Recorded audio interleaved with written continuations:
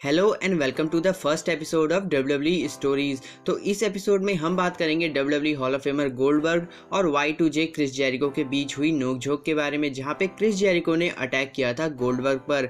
Raw के एक episode के दौरान बैक स्टेज में जेरिको और गोल्डबर्ग के बीच एक लड़ाई हुई थी। इस बात का जिक्र जेरिको ने अपनी second book undistributed how to become the world champion in 1372 easy steps में किया था।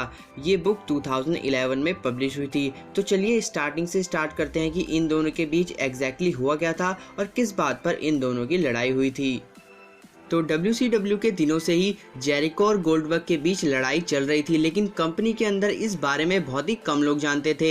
इसके बाद जब गोल्डबर्ग और जेरिको WWE में आए तो गोल्डबर्ग ने जेरिको के बारे में मजाक करना शुरू कर दिया। इस दौरान WWE के चेयरमैन विंस मैकमैन ने क्रिस जेरिको को ये जिम्मेदारी दी कि वो गोल्डबर्ग को WWE कंपनी का एक टूर कराएं। विंस मैकमैन को इन दोनों के बीच क्या चल रहा था इस बारे में पता नहीं था। इसके बाद जब बात हद से ज़्यादा बढ़ गई तो जेरिको ने गोल्डबर्ग से जवाब मांगा कि वो आखिर ऐसा कर क्यों रहे हैं।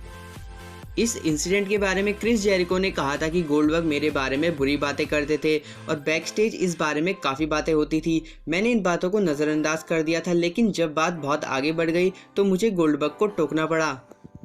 मैं अपने मैच के बाद बैक स्टेज आया तो देखा कि गोल्डबर्ग मेरे बारे में बुराई कर रहे थे। जब मैंने उनसे जवाब मांगा तो उन्होंने मुझे मारने की कोशिश की। मैंने खुद को बचाने के लिए उन्हें दोनों हाथों से धक्का मारा, जिससे वो नाराज़ हो गए और उन्होंने मुझ पर वार करने की कोशिश की, लेकिन मैं बच निकला।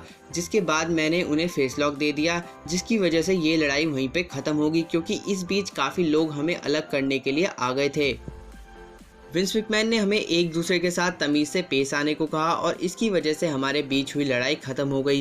विंस मैकमैन ने हमें एक दूसरे से हाथ मिलाने को कहा और इसके बाद हम इस बात को भूल गए। तो ये सब बातें कही थी क्रिस जेरिको ने अपने और गोल्डबर्ग के बीच हुए इंसिडेंट के बारे में। WWE में अब एंटी बुलिंग के कई सारे कैंपेन हैं, लेकिन उस वक्त ऐसा नहीं था। अगर उस वक्त WWE के अंदर इस टाइप के कैंपेन होते तो ये वाला इंसिडेंट नहीं होता और इस टाइप के इंसिडेंट किसी भी चीज़ में होने भी नहीं चाहिए। तो गाइज, ये था क्रिस जेरिको और गोल्डबर्ग के बीच हुआ इंसिडेंट।